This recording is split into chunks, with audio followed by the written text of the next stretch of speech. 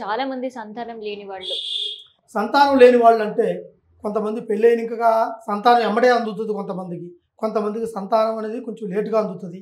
అయినా సరే సంతానం లేకోకుండా కొన్ని నాగదోషాల వల్ల, కొన్ని అక్షింతల దోషాల వల్ల, కొన్ని పీడల వల్ల, కొన్ని బాలగ్రహ సంకల్పమైన సంబంధించినవి గర్భదోషాల వల్ల ఈ ప్రాబ్లాలు ఉంటాయన్నమాట. అందువల్ల వాళ్ళకు కొంతవరకు సంతానం కలగదు. ఆస్తులు ఉంటాయి, అంతస్తులు ఉంటాయి.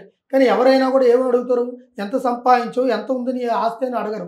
నీకు ఎంతమంది పిల్లలు, ఎన్ని రోజులు అయితే పెళ్ళి అని అడుగుతారు. కానీ ఆ సంతానం లేకుండా ఉండేవాళ్ళు ఎంతమందో ఏడుస్తుంటారు. ఆ సంతానం లేని వాళ్ళు ఏరే ప్రోగ్రానికి, ఏరే పూజకి, పురస్కారాలకి పోలేరు. ఒకవేళ పిలిచినా కూడా పక్కన వాళ్ళు రకరకాలుగా మాట్లాడుకుంటారు.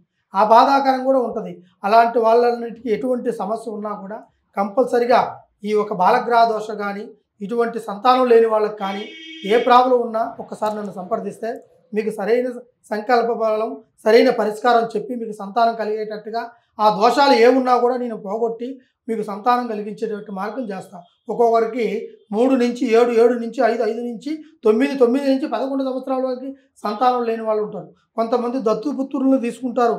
దత్తు తీసుకున్న తర్వాత కూడా సంతానం కలిగిన వాళ్ళు ఉంటారు. వాళ్ళ దోష పరిహారాలను బట్టి ఉంటాయి. కాబట్టి ఈ ఒక్క సమస్యలు ఎటువంటివి ఉన్నా కూడా నన్ను ఒకసారి సంప్రదించండి. ఈ కింద కనబడే కాంటాక్ట్ నెంబర్ ఒకసారి కాంటాక్ట్ చేయండి. కంపల్సరీగా మీకు సరైన పరిష్కారం అందిస్తాను. ఓం నమః శివాయ. హర హర మహాదేవ. శంభో శంకర.